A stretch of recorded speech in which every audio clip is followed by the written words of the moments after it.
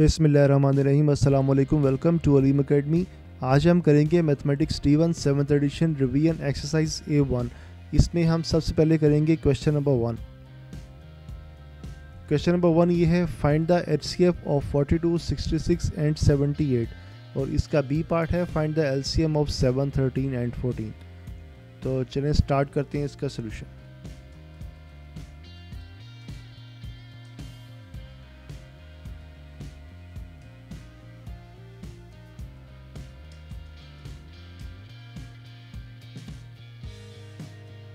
Okay, ए part में हमने क्या करना है कि हमने इनका HCF फाइंड करना है। तो HCF फाइंड करने के लिए सबसे पहले आपने क्या करना है, आपने डिवीजन का एक छोटा सा टेबल बनाना है। उसमें आपने इन तीनों नंबर्स को लिख देना है।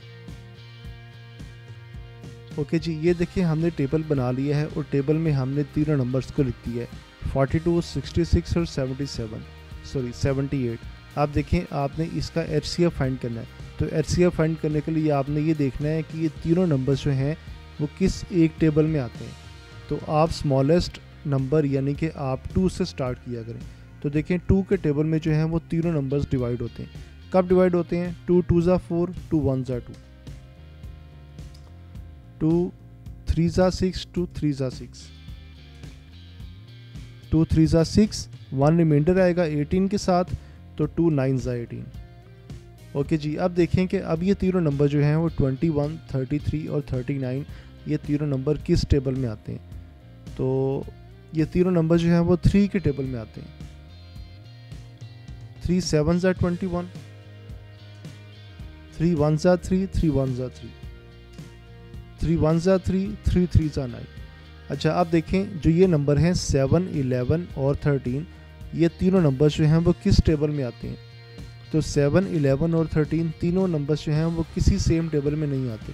तो यहाँ पर आपने क्या करना है कि जो देखिए आपके पास जो नंबर्स आ रहे हैं यहाँ पे लेफ़्ट साइड पे, यानी कि आपके पास 3 और 2, बेसिकली इनकी जो प्रोडक्ट होगी यानी इनकी जो मल्टीप्लिकेशन होगी वो आपके पास LCF, इसका HCF होगा। तो 3 और 2 की मल्टीप्लिकेशन आती है 6, तो इसका जो HCF होगा उसका आंसर आएगा 6।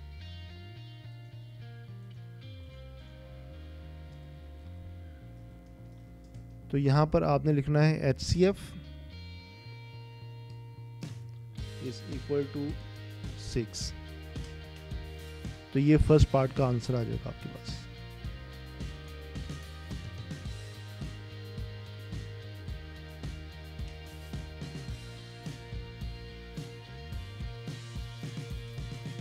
ओके, नेक्स्ट हमारे पास है सेकंड पार्ट। सेकंड पार्ट में बी पार्ट में हमने फाइंड करना है, find the LCM of 7, 13 and 14।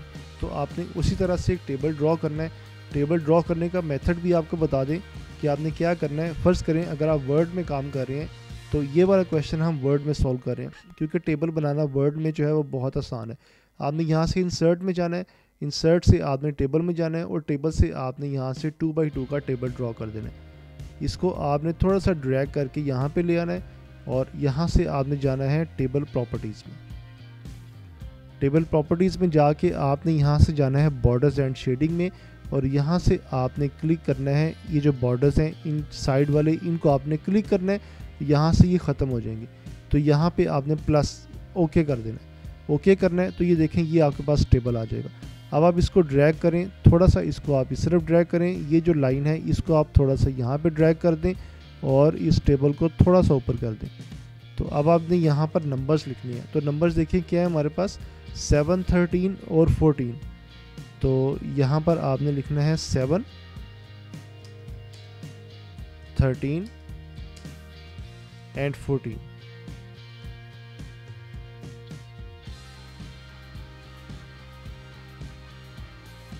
Okay, तो अब देखें हमने इनका फाइंड करना है LCM। तो LCM के लिए या HCF के लिए दोनों का मेथड, सबसे ईजीएस्ट मेथड यही है कि आप इस तरह से डिवीजन का टेबल बनाएं, उसमें नंबर्स को लिखें और इनको सबसे छोटे नंबर पे डिवाइड करना शुरू कर दें। सबसे छोटा नंबर जो हम यहाँ पे बात करते हैं वो हमारे पास 2 है।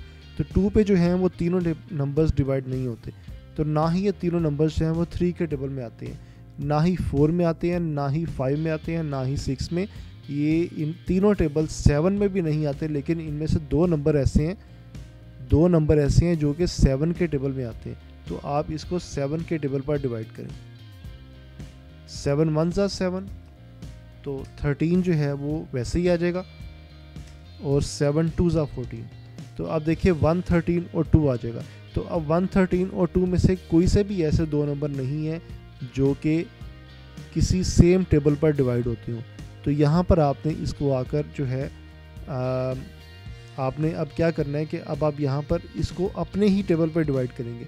यानी देखें पहले 13 है, तो पहले आप 13 पर डिवाइड कर लें, 1 ऐसे ही आ जाएगा, और 13 1 ज़ा 13, और यहाँ पर 2 ऐसे ही आ जाएगा। तो अब देखें अब आपने क्या करना है, अब बारी आ गई 2 की, अब आप इसको 2 पर डिवाइड कर दें, 1 ऐसे ही आ जाएगा, और ये 1 भी ऐसे ही आ जाएगा, और 2 1 ज़ा 2। तो ये देखें जब एलसीएम की बात करते हैं तो नीचे आपके पास 1 1 1 आना चाहिए, तो 1 1 1 आ गया है, तो यहाँ पर हमने एलसीएम को फाइंड कर लिया। अब जो एलसीएम का आंसर होगा यहाँ पर, वो जितने भी नंबर्स यहाँ पे लेफ़्ट साइड पे आ रहे हैं उनकी प्रोडक्ट होगी। तो यानी कि ये देखें जो नंबर्स आ रहे हैं यहाँ पर 7 13 और 2, इनको जब आप मल्टीप्लाई करेंगे तो मल्टीप्लाई करके जो आंसर आएगा वो बेसिकली एलसीएम का आंसर होगा।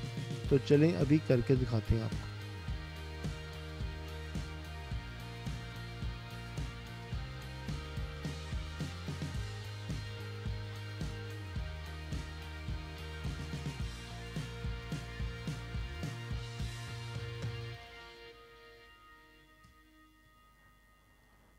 तो ये क्या आएगा, 7 मल्टीप्लाई 13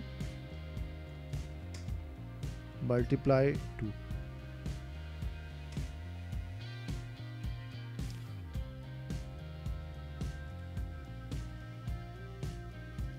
तो जब आप इनको मल्टीप्लाई करेंगे तो मल्टीप्लाई करने के बाद आपके पास आंसर आ जाएगा 182।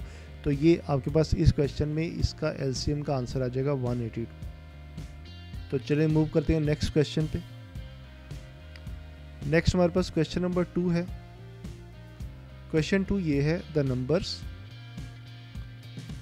नंबर दिस एंड दिस, ये दो नंबर हैं, एक है 405, एक है 1960, written as the products of their prime factors.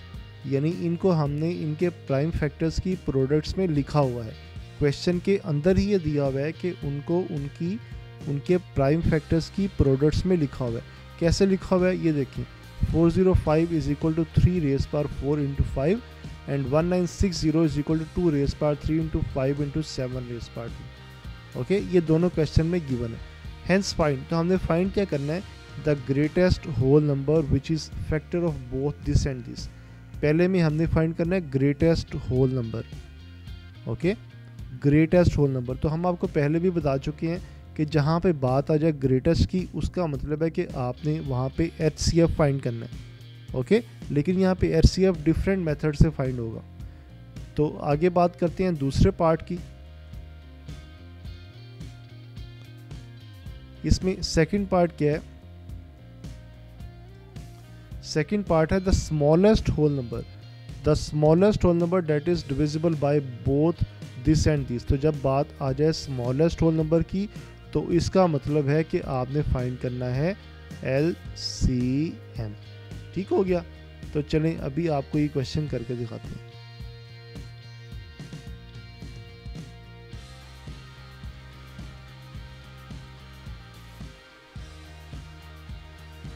पहले आप क्या करेंगे, ये जो दो आपके पास गिवन है प्राइम फैक्टर्स, इनको आप जो है वो यहाँ पे नोट कर लें। यानी आपने सोल्यूशन में सबसे पहले इनको लिखना है।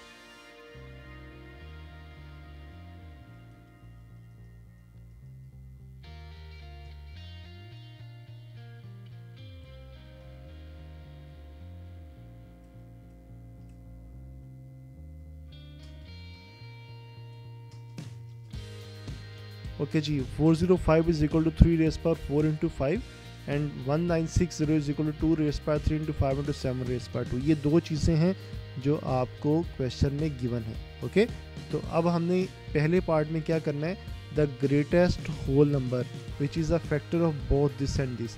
तो ग्रेटेस्ट होल नंबर का मतलब है कि यहाँ पर आपने इसका HCF फाइंड करना है। ठीक है, तो अभी हम आपको करके दिखाते हैं। बेसिकली यहाँ पे HCF पे जो फार्मूला है वो थोड़ा सा डिफरेंट है। तो अब देखें आप इनको क्या करें कि ये जो दो नंबर्स गिवन है ना, तो इससे पहले आप लिख लें कि as we are given this and this, so we have. अच्छा अब देखें, अब आपने क्या करना है, अब आपने इसको एक्सपेंड कर देना। ये जो है ना 3 रेज़ पावर 4, इसका मतलब है कि 3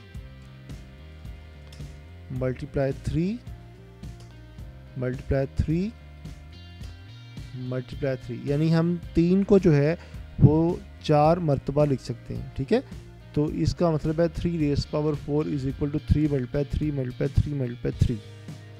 तो इसी तरह से अब आपने क्या काम करना है, ये जो 1960 है इसको भी आप ऐसे लिख लें। तो 2 रेज़ पावर 3 का मतलब है कि 2 मल्टीप्लाई 2 मल्टीप्लाई 2, और 7 रेज़ पावर 2 का मतलब है कि 7 मल्टीप्लाई 7। ओके जी, ये दो चीज़ें आपके पास आ गई। अब इसमें जो डिफरेंट मेथड है उसमें आपने क्या निकालना है, पहले आपने निकालने हैं कॉमन फैक्टर्स, फिर आपने निकालने हैं नॉन कॉमन फैक्टर्स। तो चलें पहले हम निकालते हैं कॉमन फैक्टर्स। अच्छा देखें कॉमन फैक्टर्स होते क्या हैं। कॉमन फैक्टर्स निकालने के लिए बेसिकली आपने इन दोनों में से, इस वाले में से और इस वाले में से आपने कॉमन फैक्टर्स निकालने हैं। कॉमन वो होते हैं जो कि दोनों में आ रहे होते हैं। देखें 2 इसमें आ रहा है तो इसमें आ रहा है, नहीं आ रहा, 2 कॉमन नहीं है, ये 2 भी कॉमन नहीं है, ये भी कॉमन नहीं है। 5 इसमें आ रहा है, इसमें आ रहा है, तो 5 जो है वो दोनों में कॉमन है। 7 इसमें आ रहा है, इसमें आ रहा है, नहीं आ रहा, 7 भी नहीं आ रहा। तो इट्स मीन के दोनों में जो कॉमन आ रहा है नंबर वो है सिर्फ 5। ठीक हो गया। तो कॉमन फैक्टर्स की जगह पे यहाँ पर आ जाएगा 5। अच्छा उसके बाद हमने निकालने हैं नॉन कॉमन फैक्टर्स।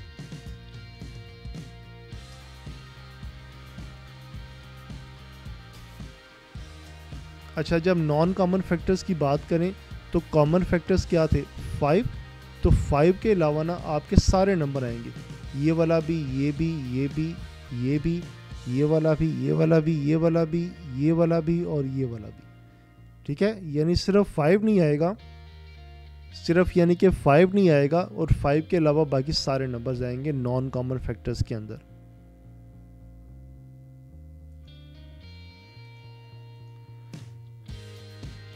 अच्छा आप देखें जब आपने फैक्टर्स लिखनी है ना, फैक्टर्स, तो आपने इनके दरमियान में कोमा लगाना है। ठीक हो गया, तो यह आएगा 3, 3, 3, और उसके बाद क्या आएगा, उसके बाद नीचे वाले आ जाएंगे 2, 2, 2, फिर आ जाएगा आपके पास 7, 7। ठीक है, ये सारे आ जाएंगे आपके पास नॉन कॉमन फैक्टर्स। अच्छा अब बात करते हैं पहले HCF की। चलिए अब बात करते हैं पार्ट 1 की। पार्ट 1 में है ग्रेटेस्ट होल नंबर। तो ये बेसिकली पार्ट 1 का आंसर और 2 का आंसर आप एक साथ भी लिख सकते हैं, या आप इसके अलावा जो है जैसे ही आप सोल्यूशन स्टार्ट करें तो आप सोल्यूशन से पहले यहाँ पर लिख दें part 1।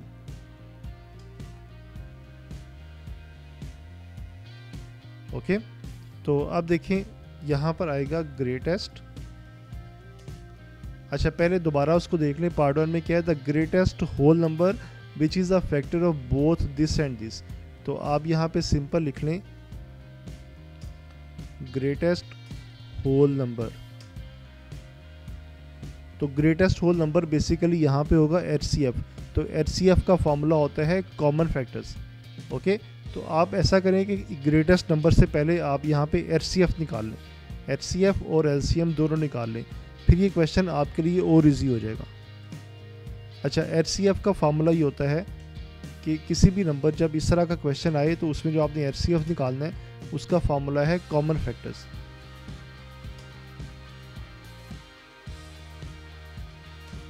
Product of common factors. Okay, और जो आपने यहाँ पर LCM निकालना है उसका फार्मूला होता है product of common factors and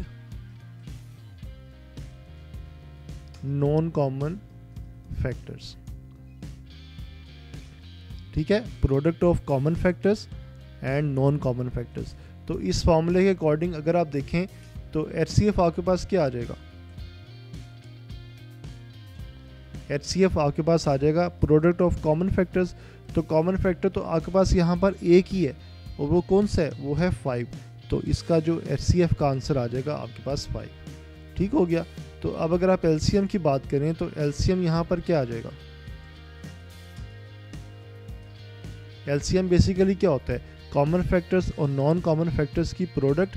तो ये आ जाएगा पहले कॉमन फैक्टर, उसके बाद टाइम्स नॉन कॉमन फैक्टर 3, फिर आएगा 3, फिर 3, फिर 3, उसके बाद आ जाएगा 2 2 2,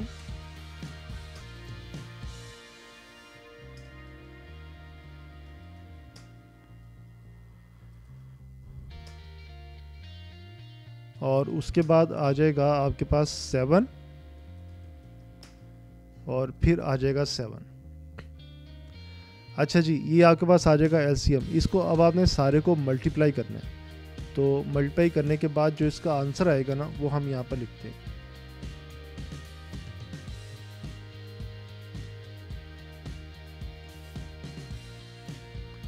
ये आपके पास आंसर आ रहा है 158,760, 158,760। इसको आप इंटरनेशनल टेबल में लिखें तो ये इस तरह आ जाएगा 158,760।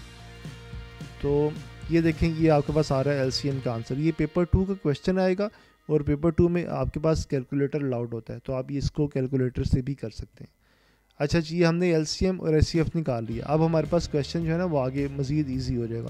तो पहले जब आप बात करेंगे greatest common greatest whole number की, तो जो ग्रेटेस्ट होल नंबर किसी भी क्वेश्चन में आता है ना, वो बेसिकली होता है उसका HCF।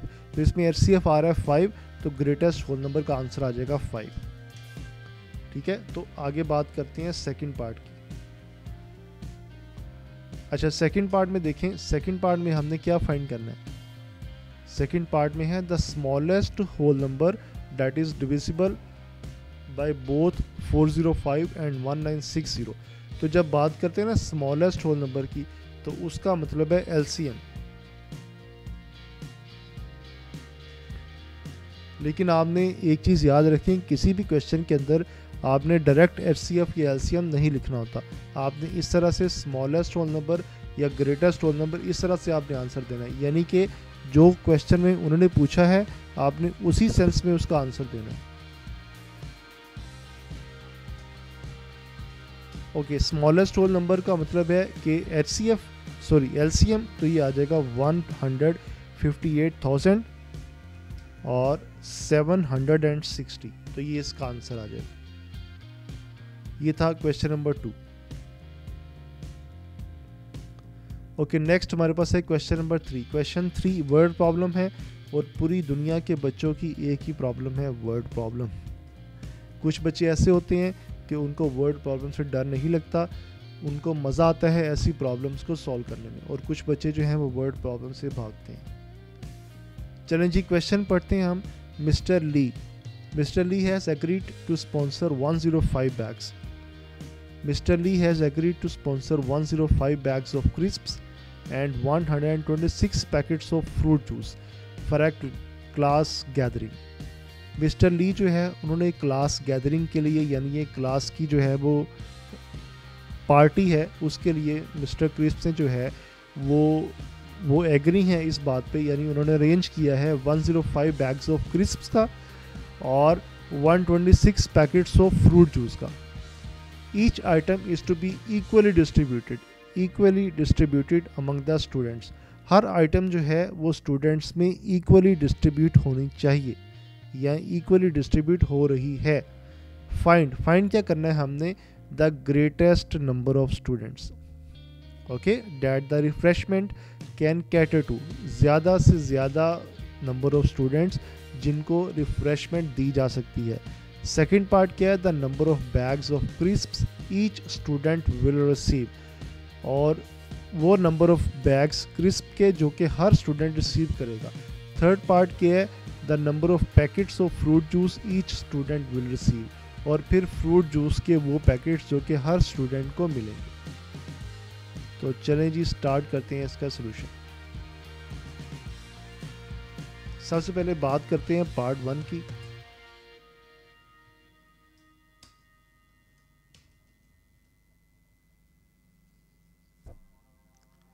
पार्ट 1 में है the greatest number of students that can the refreshment can cater to, ज़्यादा से ज़्यादा नंबर ऑफ स्टूडेंट्स। तो हमने अभी आपको बताया कि जब भी बात आ जाए ग्रेटेस्ट की, तो ग्रेटेस्ट का मतलब है कि HCF, हाईएस्ट कॉमन फैक्टर। तो यहाँ पे हमने HCF इसका फाइंड करना है। तो आप यहाँ पे हेडिंग दे देंगे ग्रेटेस्ट नंबर ऑफ स्टूडेंट्स, लेकिन उससे पहले आप इसका HCF फाइंड कर लें, उसके बाद आप इसके आंसर के साथ लिख दें ग्रेटेस्ट नंबर ऑफ स्टूडेंट्स।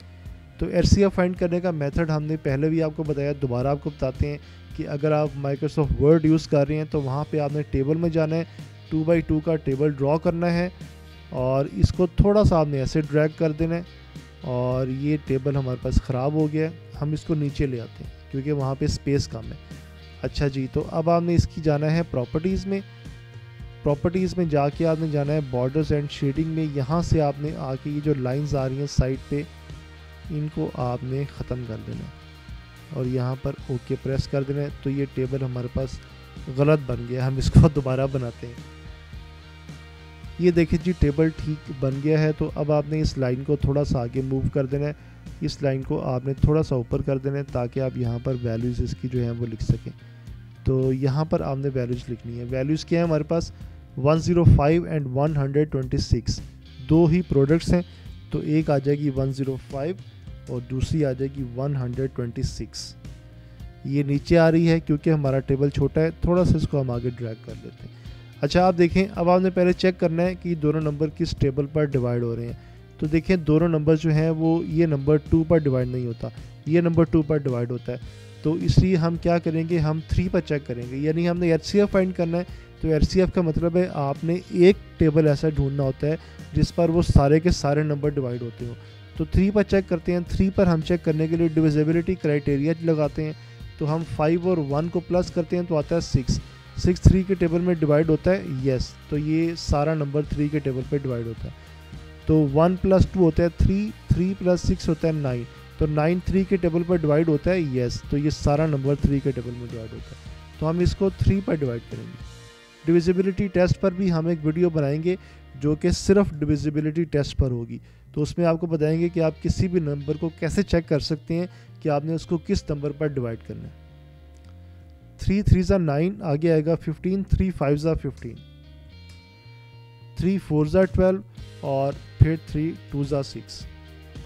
अच्छा जी, अब देखें कि 35 और 42 किस टेबल में आते हैं। ये दोनों नंबर आते हैं 7 के टेबल में।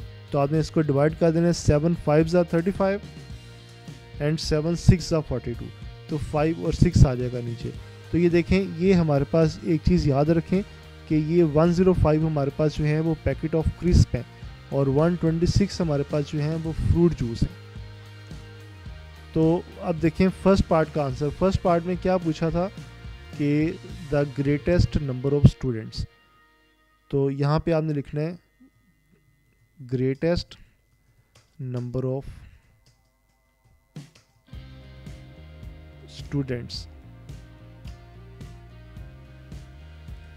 अच्छा, अब ग्रेटेस्ट नंबर ऑफ स्टूडेंट्स का मतलब है कि HCF। तो HCF कैसे आता है कि वो जो नंबर लेफ्ट साइड पे आ रहे हैं उनको जैसे ही आप मल्टीप्लाई करेंगे तो आपके पास HCF आ जाएगा। तो आ जाएगा 7 3 होता है 21। तो ग्रेटेस्ट नंबर ऑफ स्टूडेंट्स आ जाएंगे 21। तो बस ये इसका आंसर आ गया। ये तो बहुत आसान है। ओके जी, सेकंड पार्ट हमारे पास है आगे। The number of bags of crisps each student will receive, कि हर स्टूडेंट जो number of bags of crisp के जो रिसीव करेगा वो आपने यहाँ पर लिखने हैं। अच्छा, एक चीज़ याद रखें कि जब ऐसा क्वेश्चन आए तो बेसिकली ये 105 आपके पास जो है ना, ये नंबर, ये आपके पास क्या है, ये आपके पास क्रिस्प है। ओके, और ये जो नंबर है ना 126, ये आपके पास क्या है, ये आपके पास फ्रूट जूस है। ये हमारा माउस थोड़ा सा ख़राब हो चुका है, इसलिए ये ना ठीक तरह से लिख नहीं रहा। ओके, तो अब देखें आपने फाइंड करना है सेकंड पार्ट में क्या था, the number of bags of crisps each student will receive.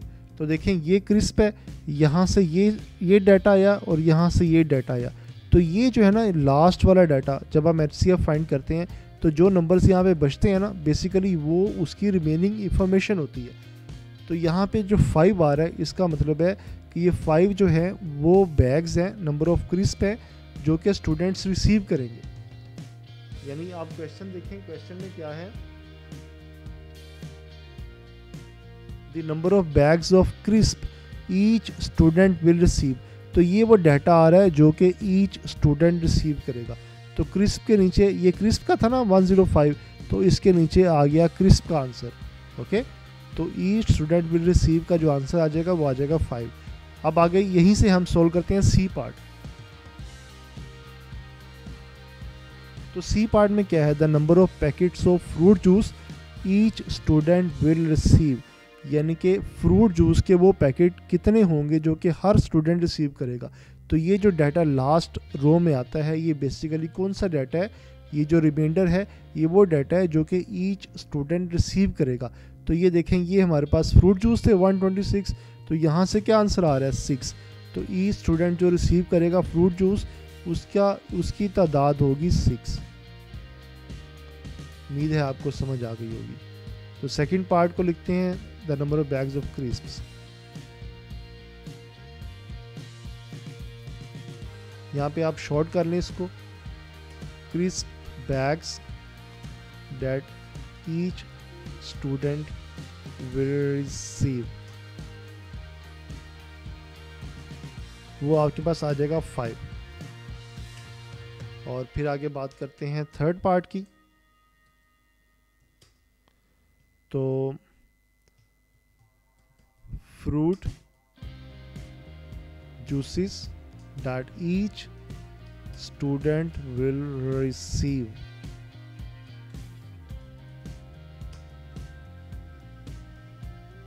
तो वो आपके पास आ जाएगा 6।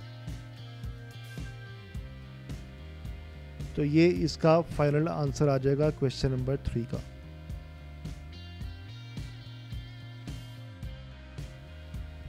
क्वेश्चन नंबर 4 ये है, the numbers -2, -1, 1, 2, 3, 4, 5 and 6 are written on 8 separate cards. ये नंबर्स हैं, ये सारे 8 सेपरेट कार्ड्स पे लिखे हुए हैं, with 1 number on each card. इस तरह के हर कार्ड पर एक नंबर लिखा हुआ है। लिस्ट, हमने क्या फाइंड करना है, list the pairs of cards that have a sum of 4।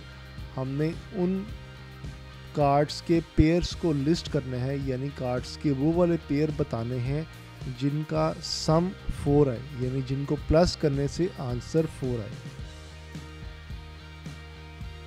Second part क्या है कि the pairs of cards that have a product of 2, यानी कि कार्ड्स के ऐसे पेयर्स फाइंड करने हैं जिनकी प्रोडक्ट आपके पास जो है वो 2 आती हो। थर्ड क्या है, द ग्रुप्स ऑफ 3 कार्ड्स।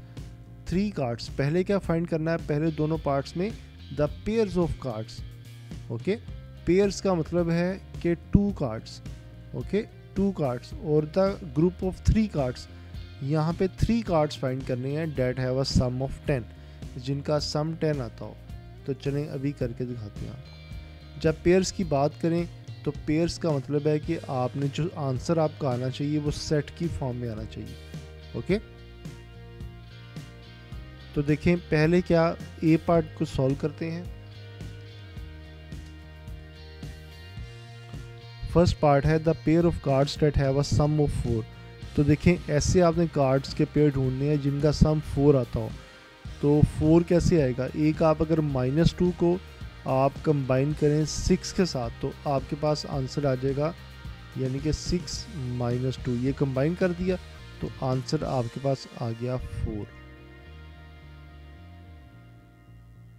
ठीक हो गया। अच्छा, इसके बाद आप देखें कि अगर आप -1 को 5 से कंबाइन करें तो क्या होगा, 5 - 1, तो आंसर आपके पास आ जाएगा 4। फिर उसके बाद क्या है, उसके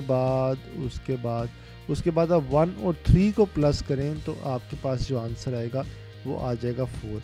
इस तरह से आपने चेक करना है, कोई और भी पेयर हो तो उसको भी आपने आंसर में लिख देना। तो चलें, अभी हमने 3 पेयर्स फाइंड किए हैं तो उनको हम यहाँ पर लिख देते हैं। पहला पेयर आ जाएगा -2 और साथ में आ जाएगा 6। ओके जी, दूसरा पेयर आ जाएगा आपके पास -1 और साथ में आ जाएगा 5। तीसरा पेयर आपके पास आ जाएगा 1 और साथ में आ जाएगा 3। तो ये 3 पेयर जो हैं वो हमें यहाँ से फाइंड किए हैं हमने, कि जिनका जो आंसर है वो 4 आ रहा है। तो चलें जी आगे करते हैं सेकंड पार्ट। सेकंड पार्ट में क्या है, the pair of cards that have a product of 2। ऐसे कार्ड्स जिनकी प्रोडक्ट जो है वो 2 आती हो। तो अगर आप पहले 2 नंबर्स को मल्टीप्लाई करो तो -2 को जब आप मल्टीप्लाई करेंगे -1 के साथ तो माइनस माइनस हो जाएगा प्लस, तो 2 1 आ जाएगा 2, तो इसका आंसर आ जाएगा 2। तो एक पेयर तो आ गया -2 और 1। तो उसके बाद देखें, अगर आप 1 को 2 से मल्टीप्लाई करें तो 1 2 होता है 2, तो इसका आंसर आ जाएगा 2। तो इसके अलावा और कोई ऐसा पेयर नहीं है जिसका आंसर 2 आता हो।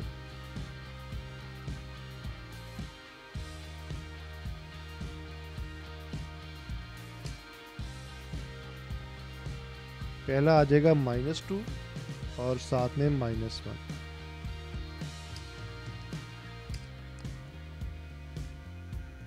दूसरा पेयर आ जाएगा 1 और साथ में आ जाएगा 2। चलें जी आगे करते हैं थर्ड पार्ट।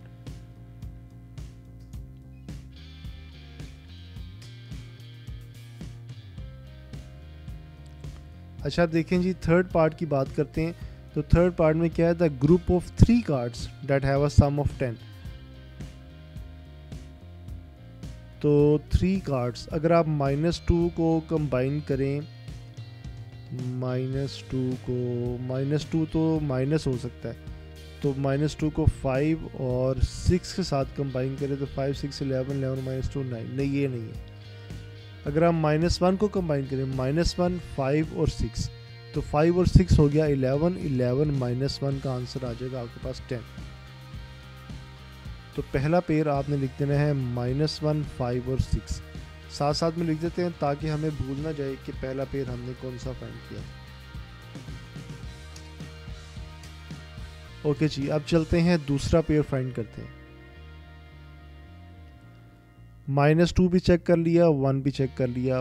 1 को चेक करते हैं, 1 को मिलाएंगे 1 3 4 4 एंड 6, 1 + 3 4 4 एंड 6 10। तो दूसरा पेयर आ गया 1 3 6।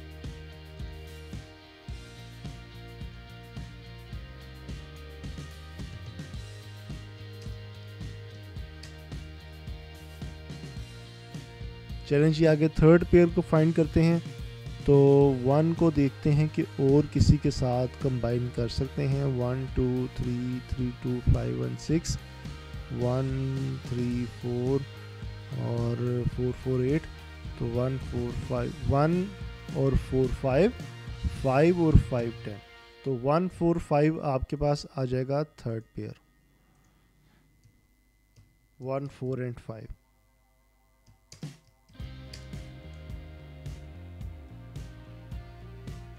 उसके बाद जो है वो 2 की बारी आ जाएगी। तो 2 को चेक करेंगे तो 2 3 4 2 3 5 5 और 9, तो 2 4 6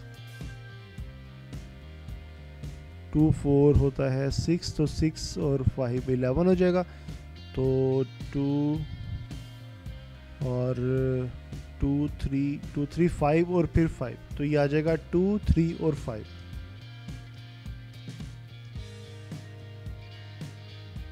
तो ये हमने सारे पेयर्स फाइंड कर लिए। उसके बाद सारे नंबर्स बड़े हैं, उनका सम 10 से बड़ा आएगा, तो इसलिए उनको हम इग्नोर कर देते हैं। ओके जी, तो ये था क्वेश्चन नंबर 4।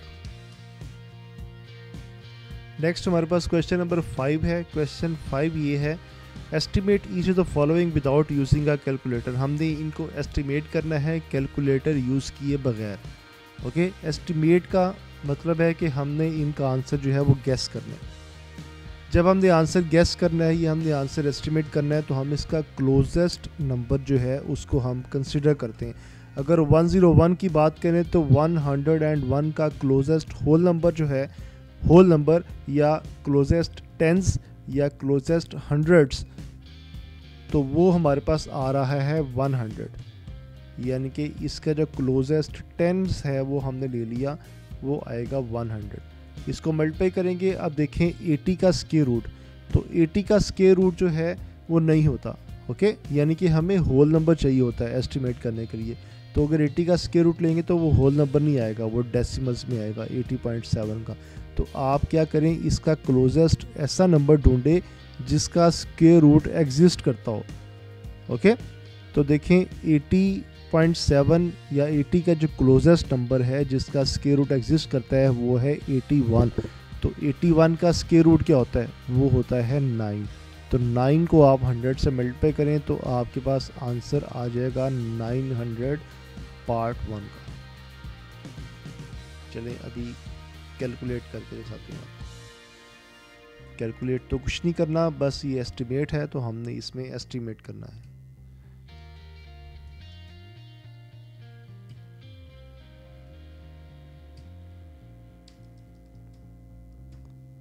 तो इसका जो है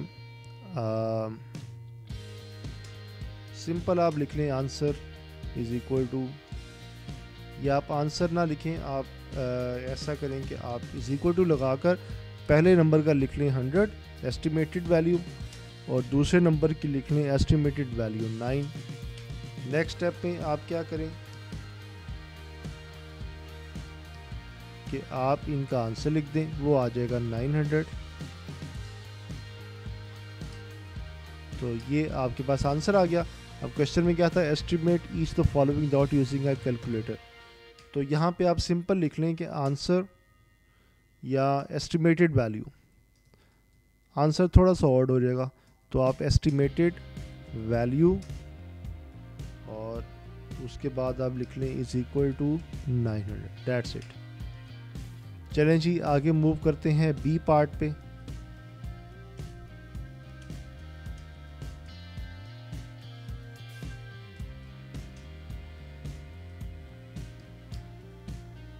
ओके, बी पार्ट को आपने क्या करना है कि बी पार्ट को भी आपने इस तरह से ही एस्टिमेट करना है।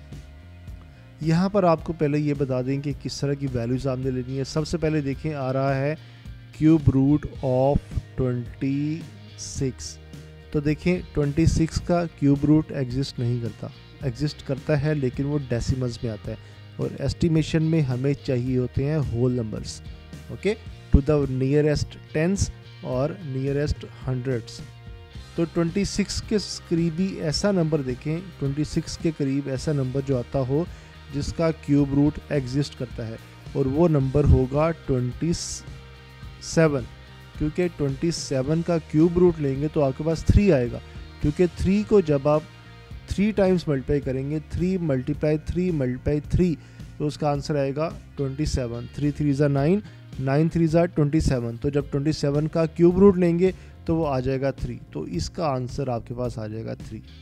अब देखें 502 का आप जो है वो क्लोजेस्ट नंबर लेंगे तो वो हंड्रेड्स में आ जाएगा 500, लेकिन वो 502 का नियरेस्ट टेंस हम ले रहे हैं।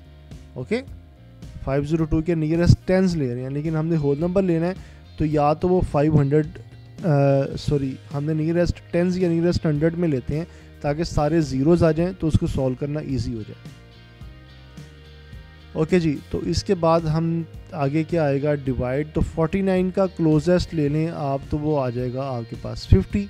तो अब देखें, अब यहाँ पर लगेगा क्या लगेगा, बॉड मैथ्स। बॉड मैथ्स पे पूरा टॉपिक, पूरा चैप्टर, पूरी एक्सरसाइजेज हम सॉल्व कर चुके हैं। अगर आपको नहीं आती तो आप वहाँ से देख लें, लेकिन यहाँ पर सिंपल बता दें कि बॉड मैथ्स में पहले आपने करना है डिवीजन को।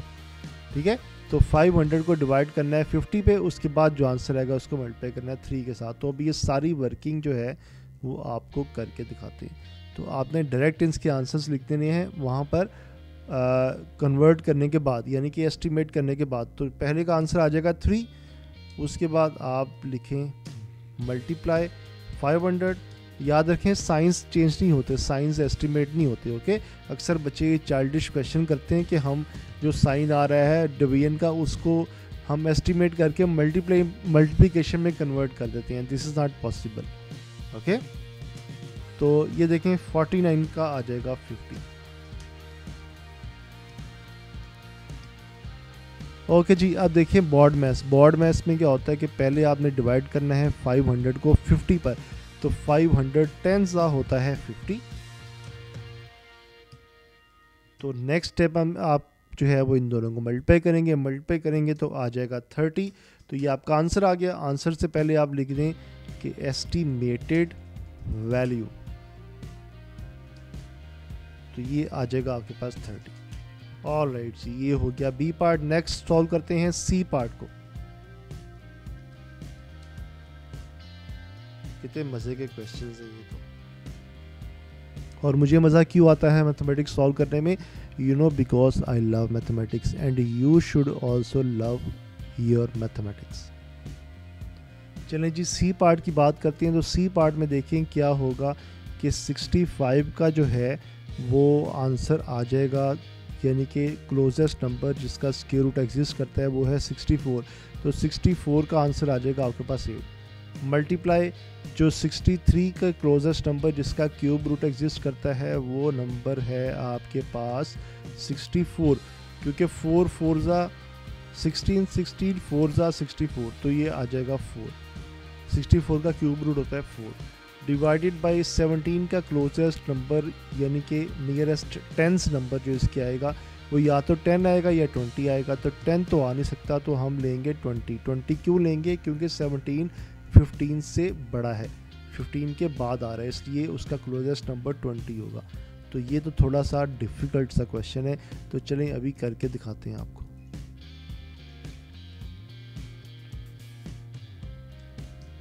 ओके जी, पहला आ जाएगा 64 का स्क्वायर रूट आ जाएगा 8, मल्टीप्लाई 64 का क्यूब रूट आ जाएगा 4 डिवाइडेड बाय ये आ जाएगा 20।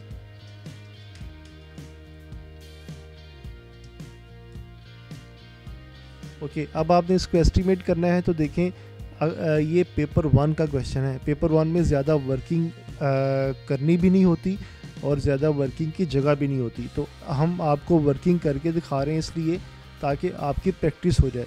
जब आप इसकी प्रैक्टिस कर लेंगे तो आप क्वेश्चन एक स्टेप में करेंगे, ठीक है। क्योंकि हमने पहले भी आपको बताया है कि हम क्वेश्चन जब भी करते हैं वो हमेशा क्लास के उस बच्चे के लेवल पे आके करते हैं जो कि स्लो लर्नर है, ओके, जिसको आप अपनी ज़ुबान में आप नालायक बोलते हैं, ओके। हम नालायक नहीं बोल सकते, कोई भी बच्चा नालायक नहीं होता, ठीक है। सब बच्चे बहुत जीनियस होते हैं, लेकिन अगर किसी बच्चे का पढ़ाई में जहन नहीं होता तो वही जहन उसका किसी और काम में बहुत ज़्यादा होता है।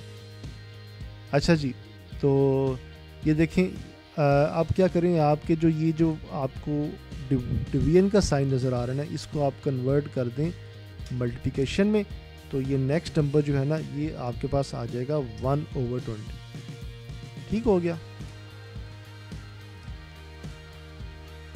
अब आप न्यूमरेटर्स को न्यूमरेटर से मल्टीप्लाई कर दें, डिनोमिनेटर को डिनोमिनेटर से करें। तो 8 4 ज़ा 32, 32 1 ज़ा 32, तो ये सारे नंबर्स यहाँ से ख़त्म हो जाएंगे, 32/20 आ जाएगा।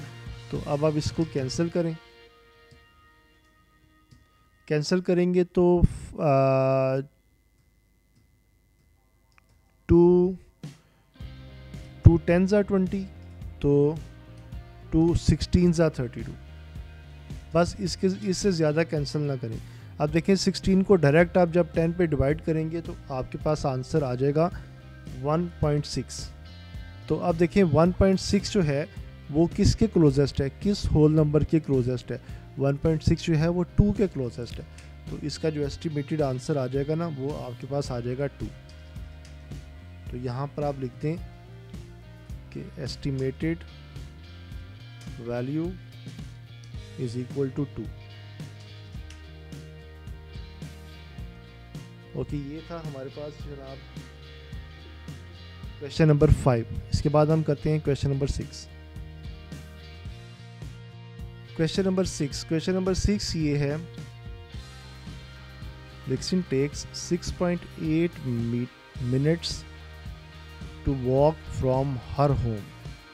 Lexin एक लड़की है, मैं इसको लड़का समझ रहा था। Okay, Lexin takes 6.8 minutes to walk from her home. Lexin को जो है 6.8 मिनट्स लगते हैं अपने घर से वॉक करने में टू द शॉपिंग मॉल तक 628 मीटर अवे, जो कि 628 मीटर दूर है वहाँ से।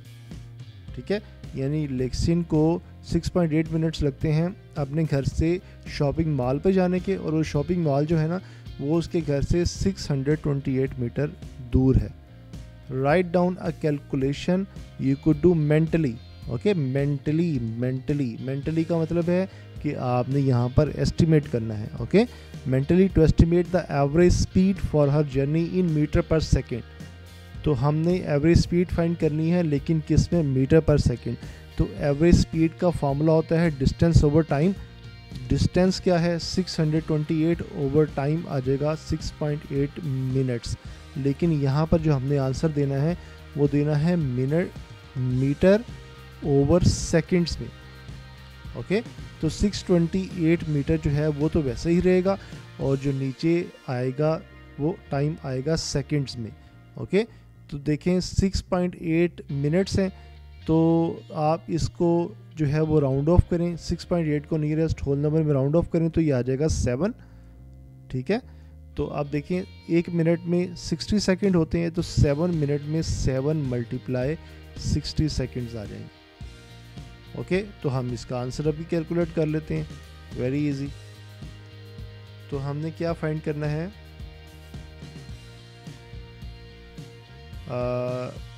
एवरेज स्पीड फॉर हर जर्नी। तो आप यहाँ पे लिखें एवरेज स्पीड क्या आ जाएगी? तो पहले क्या लिखना है हमने आंसर देना है मीटर पर सेकेंड में। तो मीटर यानी पहले आएगा डिस्टेंस ओवर टाइम। तो डिस्टेंस है 628, इसको आप पहले राउंड ऑफ करें नियरेस्ट टेंस में, तो ये आ जाएगा 630। ओके, तो उसके बाद क्या आएगा? उसके डिनोमिनेटर में क्या आएगा? इसके डिनोमिनेटर में आएगा टाइम। टाइम क्या है? टाइम आना है सेकंड्स में। तो 6.8 मिनट्स को हमने राउंड ऑफ किया तो आ गया 7। तो 7 मिनट्स है, लेकिन जैसे ही हम उसको 60 से मल्टीप्लाई कर देंगे तो ये बन जाएगा सेकंड। तो इसके बाद आ जाएगा मीटर पर सेकंड। ओके, तो ये इसका आंसर आ जाएगा, क्योंकि हमने इसका एस्टिमेटेड आंसर देना है, हमने इसको कैलकुलेट नहीं करना। ओके, अक्सर बच्चे इसको पेपर में कैलकुलेट कर देते हैं, वो गलत नहीं है। आप इसको कैलकुलेट करने के बाद भी आंसर बता सकते हैं। अगर ये कैंसिलेशन होती है तो ओके, कैंसिलेशन हो जाएगी तो आप इसको कैंसिलेशन के बाद आंसर दे सकते हैं। ठीक है, लेकिन आप कैंसिलेशन के बगैर भी आंसर दे सकते हैं। सिर्फ कब? उस केस में जब आपसे पूछा गया हो कि आपने इसको मेंटली करना है या आपने इसको एस्टिमेट करना है। तो चलें इसके बाद मूव करते हैं नेक्स्ट क्वेश्चन में। क्वेश्चन नंबर 7 हमारे पास ये है, given that a is equal to 1, b is equal to 2, c is equal to 0 and d is equal to -3। ये हमारे पास जो है a b c d की वैल्यूज़ क्वेश्चन में दी हुई हैं। Okay, evaluate each of the following expressions without the use of a calculator. हमने इन expressions को सॉल्व करना है without using a calculator, calculator को यूज़ किए बगैर। तो ये एक्सप्रेशंस हैं, ये हमारे पास a b c d 4 parts हैं, तो हमने इनको सॉल्व करना है। तो चलें इनको स्टार्ट करते हैं और हमने इनको एस्टिमेट करना है। ओके,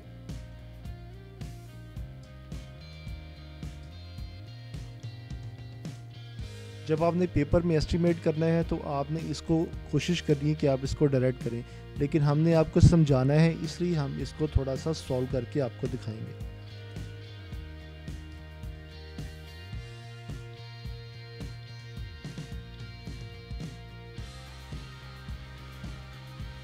अच्छा देखिए, तो पेपर 1 के क्वेश्चन को वैसे भी आप उस पर ना ज़्यादा टाइम नहीं दे सकते, लेकिन इसके अलावा आपने जब इसको करना है तो आपने बस क्वेश्चन को लिखे बगैर ही आप उसमें डायरेक्ट वैल्यूज़ पुट कर सकते हैं। अब देखिए यहाँ पर हमने इसकी वैल्यूज़ को पुट करना है, तो ए हमारे पास जो है वो आ रहा है 1, B2, C0 और D -3, 1 2 0 -3। तो यहाँ पर ए की वैल्यू पुट करेंगे तो ये आपके पास आ जाएगा 1 स्क्वायर, तो A1 है, B2 है। तो इस क्वेश्चन को हम थोड़ा सा इसका फॉन्ट स्मॉल कर लेते हैं। ओके जी, A1 है हमारे पास और B हमारे पास जो है वो 2, तो यहाँ पर आ जाएगा 2, और D जो है हमारे पास उसकी वैल्यू है -3, और A की वैल्यू जो है वो यहाँ पर पुट करेंगे 1, और C की वैल्यू आएगी यहाँ पर 0, और D की वैल्यू आ जाएगी यहाँ पर -3।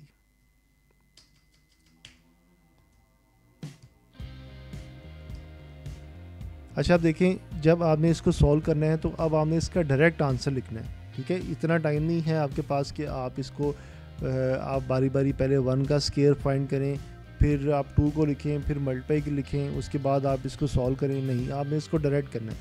1 का स्क्वायर होता है 1, तो 1 को जब 2 से मल्टीप्लाई करेंगे तो 1 2 ज़ा 2, 2 को 3 से मल्टीप्लाई करेंगे 2 3 ज़ा 6, तो प्लस माइनस आ जाएगा माइनस, तो ऊपर आ गया -6। अच्छा, आप देखें 0 को किसी भी नंबर से मल्टीप्लाई करें तो वो सारा हो जाता है 0 और 0, और ये माइनस माइनस तो ये बन जाएगा +3। तो 0 + 3 का जो आंसर है वो क्या आना है आपके पास, वो आपके पास आता है 3। ठीक हो गया, तो ये आ जाएगा -6/3। तो -6/3 का क्या आंसर आता है, ये आपके पास आ जाएगा -3 2 ज़ा 6 -2। तो पहले पार्ट का जो एस्टिमेटेड आंसर आपके पास आ जाएगा, जो आपने मेंटली इसको सॉल्व किया है, वो आपके पास आ जाएगा -2, यानी कि आपने इसको बगैर कैलकुलेटर के सॉल्व किया। ओके, अच्छा जी, अब देखें नेक्स्ट हमारे पास है BC। नेक्स्ट पार्ट करते हैं हम आगे।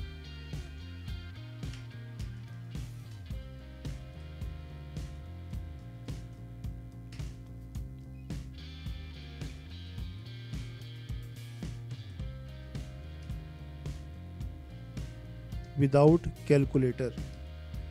तो चलें जी, B की वैल्यू हमारे पास जो है वो हमारे पास है 2, और C की वैल्यू हमारे पास है 0, और D की वैल्यू हमारे पास है -3। तो ये आ जाएगा -3 का स्क्वायर। ओके, A की वैल्यू आपके पास है 1, और B की वैल्यू आपके पास है 2।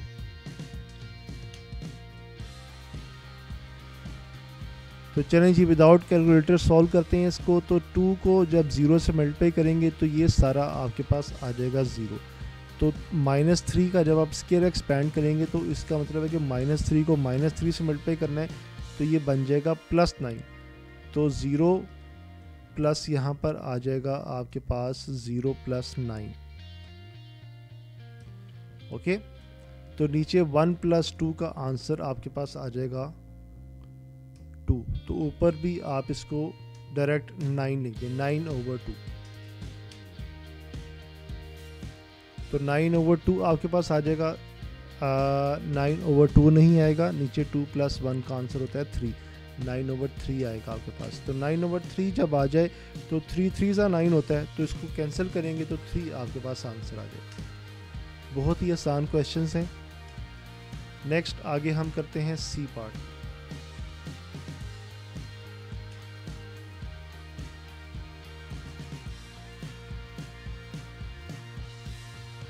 तो डायरेक्ट आप इसकी वैल्यूज़ को पुट करें। A की वैल्यू है 1, तो यहाँ पर आपने लिखना है 1 का स्क्वायर, प्लस B की वैल्यू है 2, तो यहाँ पर आ जाएगा 2 स्क्वायर, माइनस C की वैल्यू है 0, तो यहाँ पर आ जाएगा 0 स्क्वायर, प्लस D की वैल्यू है -3, तो यहाँ पर आ जाएगा -3 का स्क्वायर। तो चलें जी, इसको करते हैं विदाउट कैलकुलेटर। तो 1 का जब स्क्वायर लेंगे तो आ जाएगा 1, 2 का स्क्वायर लेंगे तो 2 2 आ जाएगा 4, 0 का स्क्वायर लेंगे तो आएगा 0 और -3 का स्क्वायर लेंगे तो आएगा 9।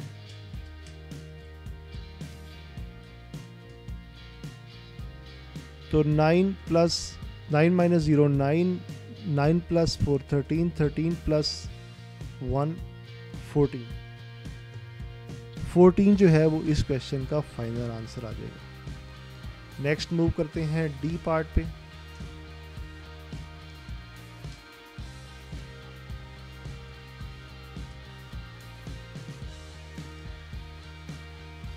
ओके जी, पहले है आपके पास -a का क्यूब, तो a की जगह पे आ जाएगा 1 और 1 का क्यूब आ जाएगा माइनस b का जब आपने क्यूब लेना है तो b की वैल्यू आपके पास है 2, तो ये आ जाएगा 2 रेस पावर 3 और प्लस c की वैल्यू है आपके पास 0, तो ये आ जाएगा 0 रेस पावर 3 माइनस d की वैल्यू आपके पास है -3, तो ये आ जाएगा -3 रेस पावर 3। ओके जी, अब इसकी वैल्यू फाइंड करते हैं विदाउट कैलकुलेटर। तो जब -1 का क्यूब लेंगे, 1 का क्यूब लेंगे तो आएगा 1। याद रखें ये जो माइनस है वो क्यूब से बाहर है। ओके 2 का क्यूब लेंगे तो वो आ जाएगा आपके पास 8, 0 का क्यूब लेंगे तो आ जाएगा 0 और -3 का क्यूब लेंगे तो ये आपके पास आ जाएगा 3 3 9, 9 3 27, तो minus minus plus, plus minus minus, ये आ जाएगा -27 और ये माइनस इस माइनस से मिलकर हो जाएगा प्लस।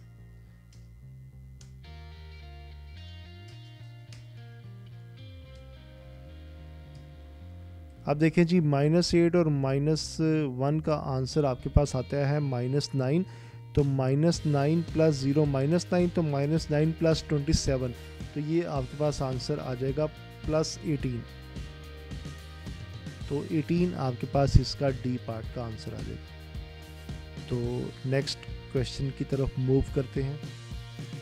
नेक्स्ट हमारे पास क्वेश्चन नंबर 8 है। क्वेश्चन 8 ये है, an apple costs A cents while a pear costs B cents more than an apple। Very interesting. एक जो एप्पल है, जो एक सेब है, उसकी कॉस्ट है आपके पास A सेंट, ठीक है। while a pear, जो एक पेयर की जो कॉस्ट है, एक पेयर की जो कॉस्ट है वो है B cents more than apple, यानी कि पेयर की कॉस्ट है B सेंट्स मोर देन किससे? एप्पल से, यानी कि A plus B। Okay, find the total cost of 10 apples and 1 dozen pears। 1 dozen mean 12 pears। Okay, giving your answer in dollars, और अपना आंसर आपने डॉलर्स में देना है। चलें अभी करके दिखाते हैं आपको। An apple costs A cents while a pear costs B cents. तो आप यहाँ पे लिखें कि कॉस्ट ऑफ एन एप्पल, ये आपके पास आ जाएगी A सेंट्स। तो उसके बाद आप लिखेंगे cost of a pear, cost of a pear आ जाएगी आपके पास A plus B। Very easy. अच्छा, उसके बाद देखें, find the cost of 10 apples and 1 dozen pears। तो cost of 10 apples and 1 dozen pears, ये कितनी आ जाएगी आपके पास? तो ये आपके पास आ जाएगी। अच्छा, आप देखें, या फिर हम पहले ऐसा करते हैं कि इसको सॉल्व करने से पहले हम 10 एप्पल्स की कॉस्ट अलग फाइंड कर लेते हैं और 1 डजन pears की कॉस्ट अलग फाइंड कर लेते हैं।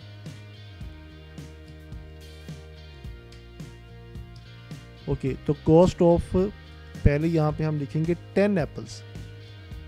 एक एप्पल की कॉस्ट आपके पास अगर ए सेंट है तो 10 एप्पल्स की आ जाएगी आपके पास 10 ए सेंट्स। ठीक हो गया। अब हम फाइंड करते हैं कॉस्ट ऑफ 1 डजन पियर्स। तो अगर एक पियर की कॉस्ट है ए प्लस बी, तो 1 डजन पियर की जो कॉस्ट आपके पास आ जाएगी वो आ जाएगी 12 मल्टीप्लाई ए प्लस बी सेंट्स। ठीक हो गया। तो अब देखें, जब आपने टोटल कॉस्ट फाइंड करनी है, cost of 10 apples and 1 dozen pears, तो उसमें आप क्या करेंगे कि 10 एप्पल्स की जो कॉस्ट है वो आ जाएगी 10 ए, प्लस जो 1 डजन पियर्स की है वो आ जाएगी 12 इंटू ए प्लस बी। तो ये आंसर आपके पास आएगा सेंट्स में। ठीक हो गया। तो हम इसको अभी सॉल्व कर लेते हैं।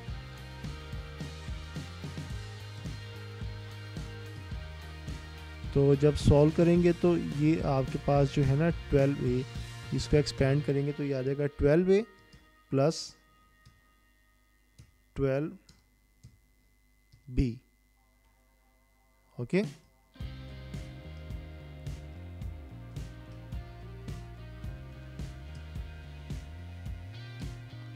तो अब इसका आंसर आ जाएगा 12a प्लस 10a, आपके पास बन जाएगा 22a प्लस 12a, और आगे इसका यूनिट आ जाएगा सेंट्स। अच्छा, आप देखें, हमने आंसर फाइंड करना है डॉलर्स में।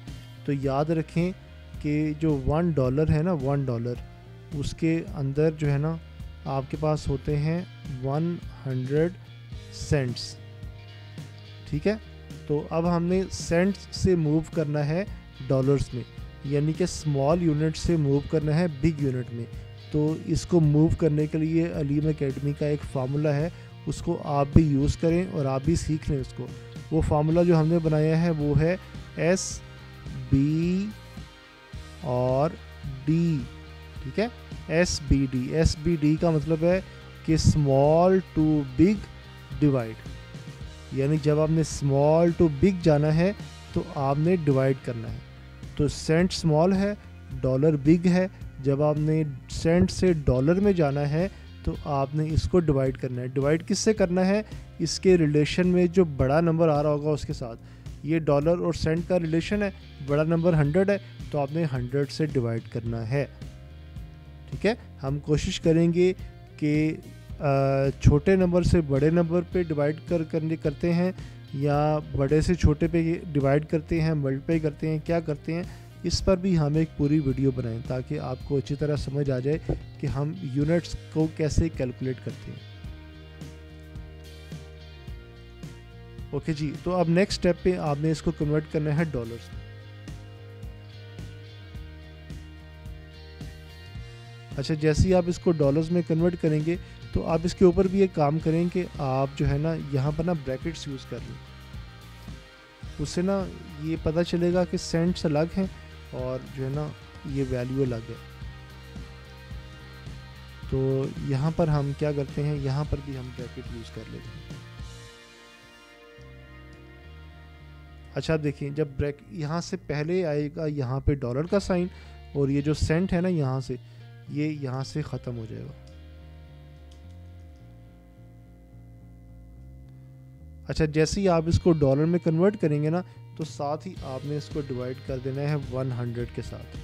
ठीक है। तो ये एक्सप्रेशन आ जाएगा आपके पास। और सॉरी, ये जो डॉलर है ना, ये डॉलर आएगा शुरू में,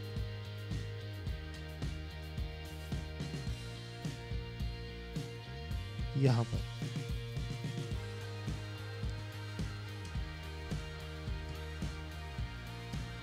तो अब आप क्या करें, देखें न्यूमरेटर से कॉमन क्या आ रहा है, यहाँ से कॉमन आ रहा है 2 आपके पास। तो 2 11 आ एंड 2 6 आ, तो 11a प्लस 6b, और नीचे आ रहा है 100 को आप 2 से कैंसिल कर दें।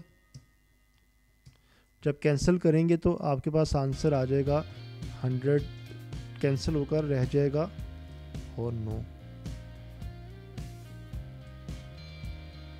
ये रह जाएगा 50। और यहाँ से जो 2 है ये ख़त्म हो जाएगा, तो ये आ जाएगा 11a + 6b / 50। तो इसको हम जो है वो सिंगल फ्रैक्शन में भी कर सकते हैं, तो हम इसको सिंगल फ्रैक्शन में कर लेते हैं।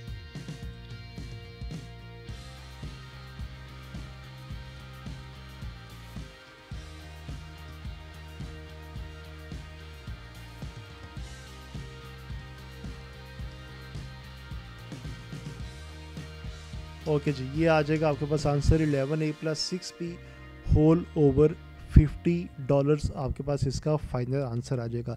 ये थी जनाब एक्सरसाइज, आपके पास कौन सी एक्सरसाइज थी, ये रिवीजन एक्सरसाइज A1 जो हमने सॉल्व की है मैथमेटिक्स D1 से। बहुत ही इंफॉर्मेटिव एक्सरसाइज थी। और ये जो क्वेश्चंस हम कर रहे हैं, ये जैसे लास्ट आपने क्वेश्चन नंबर 8 किया है, या जो ऊपर आपने कन्वर्जन वाले क्वेश्चंस किए हैं, एस्टिमेशन वाले, ये क्वेश्चन आपके पास NTS में भी आते हैं, ये गैट के पेपर्स में भी आते हैं, और जितने भी आपके एंट्री टेस्ट होते हैं वहाँ पर ये सारे क्वेश्चंस रिपीट होते हैं। और इसके अलावा हम यही कहेंगे, हमारे चैनल को सब्सक्राइब करें, वही रटे पीटे जुमले बोलेंगे, चैनल को सब्सक्राइब करें, वीडियो को लाइक करें, शेयर करें ज़्यादा से ज़्यादा लोगों में। मुझे पता है आप करेंगे या नहीं करेंगे, ये आपकी मर्ज़ी है, लेकिन कहना हमारा फ़र्ज़ है। तो वीडियो को शेयर करें, चैनल को सब्सक्राइब करें, ज़्यादा से ज़्यादा लोगों को भेजें और हमारे साथ रहें, हमसे सीखें। हम बहुत ही सिंसियर तरीके से आपको सिखाते हैं। Thank you very much for your precious time.